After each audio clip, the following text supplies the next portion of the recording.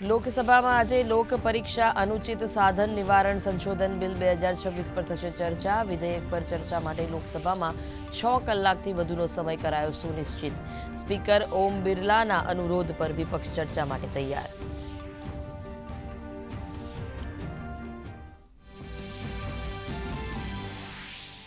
રાજ્યસભાની કાર્યવાહીમાં 2 મહત્વપૂર્ણ વિધેયકો સૂચિબદ્ધ. રાષ્ટ્ર ગૌરવ અપમાન નિવારણ સંશોધન વિધેયક હેઠળ વંદે માતરમનું અપમાન અટકાવવા 3 વર્ષ સુધીની સજાની જોગવાઈ.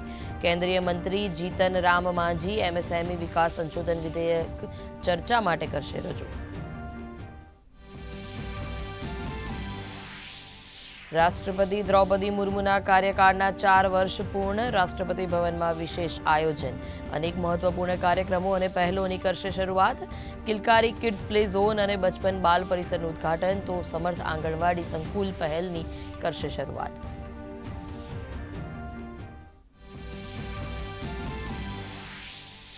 ઉત્તરાખંડના અનેક જિલ્લાઓમાં ઓરેન્જ એલર્ટ. 11 જિલ્લાઓમાં અચાનક પૂરની પણ ચેતવણી. તટીય આંધ્રપ્રદેશ, રાજસ્થાન, ગુજરાત સહિત અનેક રાજ્યોમાં ભારે વરસાદનું અનુમાન.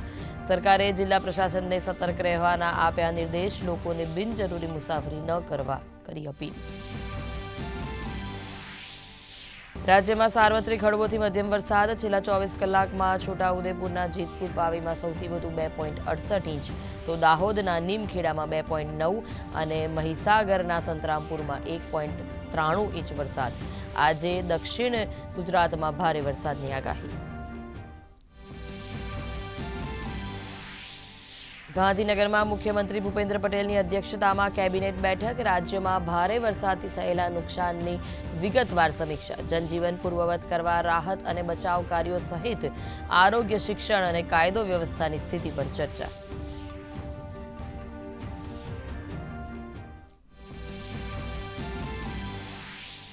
ગુજરાતમાં ઔદ્યોગિક વિકાસને બુસ્ટર ડોઝ. ₹2,999 કરોડથી વધુના 32 ઔદ્યોગિક પ્રોજેક્ટ્સને આપી લીધી ઝંડી.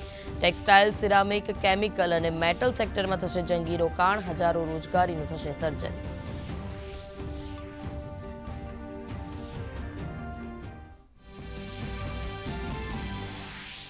અમેરિકી રાષ્ટ્રપતિ ડોનાલ્ડ ટ્રમ્પનો દાવો. ઈરાનની સૈન્ય ક્ષમતા સંપૂર્ણપણે નાશ. ઈરાને દાવાઓને ફગાવ્યા. કહ્યું, શાંતિ વાર્તા ફરી શરૂ કરવા માટે ઉત્સુક નથી.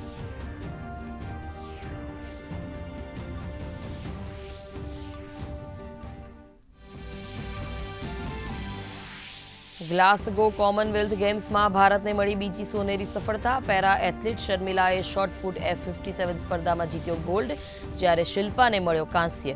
રાષ્ટ્રમંડળમાં પહેલીવાર પેરા એથ્લીટોને એક જ સ્પર્ધામાં જીત્યા 2 પદક.